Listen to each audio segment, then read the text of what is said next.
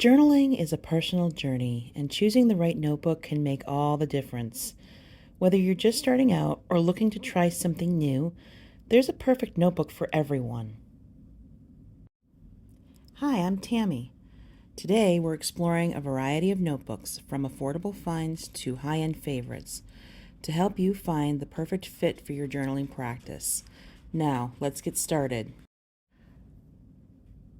Let's start with the basics. This dollar store spiral notebook paired with a simple pen is proof you don't need anything fancy to begin. You probably already have something like this laying around the house, just waiting to be used. Sometimes the best place to start is what you already have.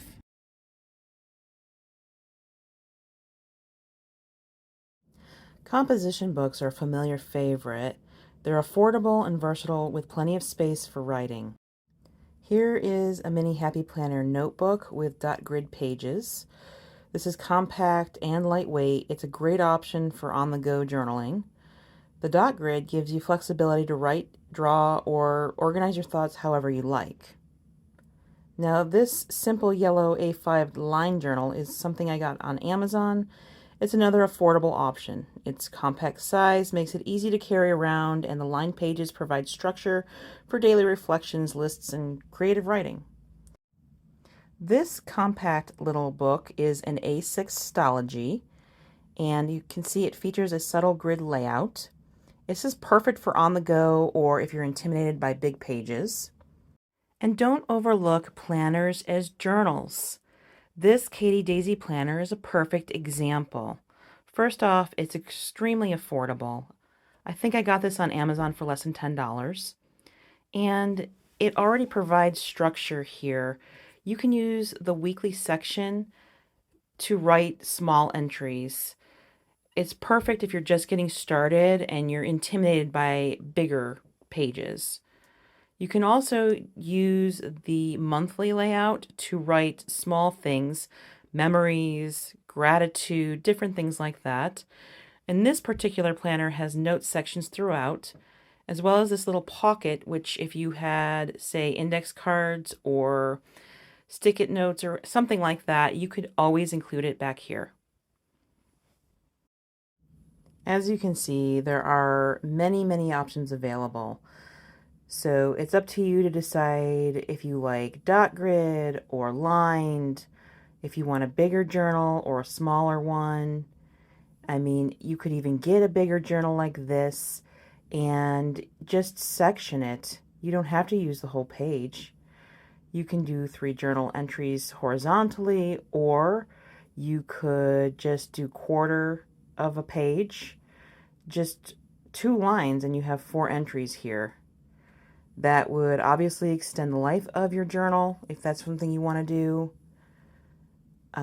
There's also binding to consider. How do you like it bound?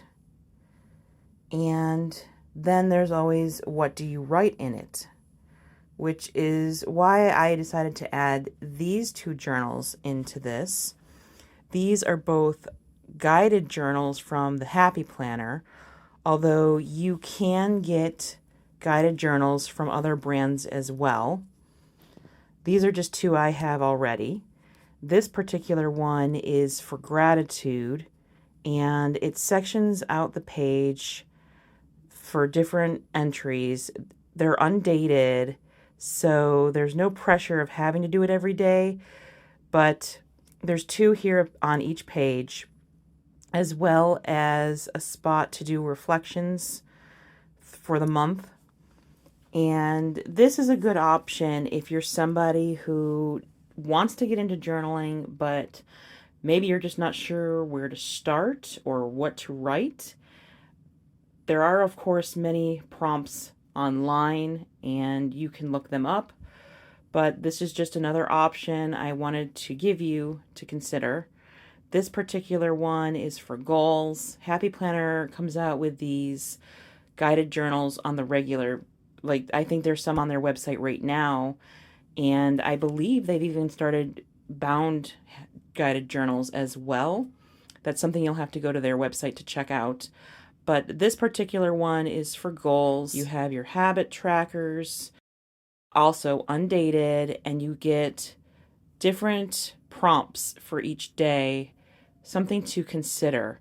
And again, it's undated. There's really not the pressure to do it every single day. Of course, you could. It just depends on what your needs are. And maybe your needs require a higher end journal. Perhaps you intend on expressing yourself a little more creatively. Perhaps you need thicker pages like the Archer and Olive notebooks that you can easily put in different mediums such as watercolor or stamping, or even cut the pages in such a way that you create waterfall tabs or Dutch doors. This TN size shows crisp white dot grid pages, which would be perfect to take with you on, say, a vacation for journaling, or if you want to use it as a long-term journal. Perhaps you want to use it for a gratitude or prayer journal.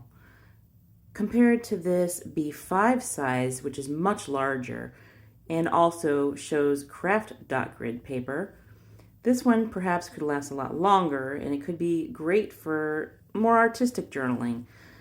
Perhaps you'd like to use different colored ink.